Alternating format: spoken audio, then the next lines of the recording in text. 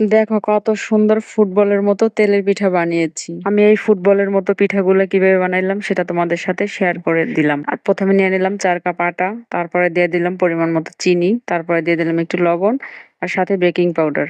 এখন আমি অল্প অল্প পানি দিয়ে এটাকে সুন্দর করে মিক্স করব আস্তে আস্তে। যে একসাথে বেশি পানি দিলে হয়তোবা বেশি হতে পারে, তাই আমি অল্প অল্প পানি দেব। আর হচ্ছে এটাকে সুন্দর করে মিক্স করে নিব।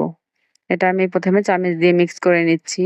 আমার ভিডিওগুলো যদি তোমাদের কাছে ভালো লাগে, লাইক কমেন্ট শেয়ার করে পাশে থাকো।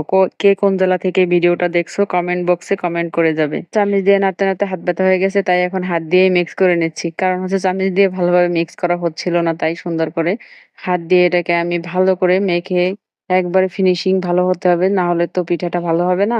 তাই হচ্ছে হাত দিয়ে সুন্দর করে এটা ডলে ডলে আমি সুন্দর করে ফিনিশিং দিয়ে নিচ্ছি। এই পিঠাটা বানাতে বেশি সময় লাগে না, খুব তাড়াতাড়ি বানানো যায়। তারপরে হচ্ছে আমি দিয়ে দিলাম একটা কড়াই চুলায়।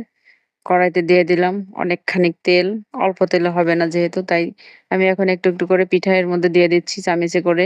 যাতে বেশি বড় বানাবো না, একটু ছোট ছোট থাকবে, যাতে এটা ফুলে একবারে ফুটবল হয়ে যায়।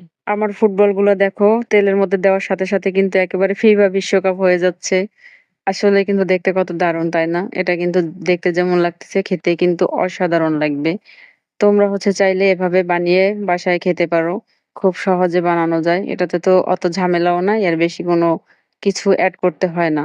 শুধু আটা, চিনি আর একটু বেকিং পাউডার দিলেই, পানি দিয়ে মেখে এটা তোমরা বানায় নিতে পারো। আমি এভাবে সবগুলো আস্তে আস্তে করে ভেজে নিচ্ছি। এর ভিতরে কিন্তু কালো জিরা দিলে ভালো হয়। যেহেতু বাসায় কালো জিরা ছিল না, তাই কালো জিরাটা আমি এড করতে পারি নাই। তোমরা চাইলে কালো জিরাটাও এড করে নিতে পারো। আমি একে একে কিন্তু সবগুলো এভাবে যতগুলো গোলাইছিলাম সবই ভেজে নিচ্ছি। তারপরে ফাইনালি দেখো আমার পিঠাগুলো কেমন হচ্ছে। আসলে কিন্তু অনেক সুন্দর, তাই না বলো? দেখ ফাইনালি সবগুলো আমার ভাজা হয়ে গেছে। আজকের ভিডিওটা এই পর্যন্ত। দেখা হয়ে যাবে নতুন কোনো ভিডিওতে। সবাই ভালো থাকবেন। আল্লাহ হাফেজ। আসসালামু আলাইকুম।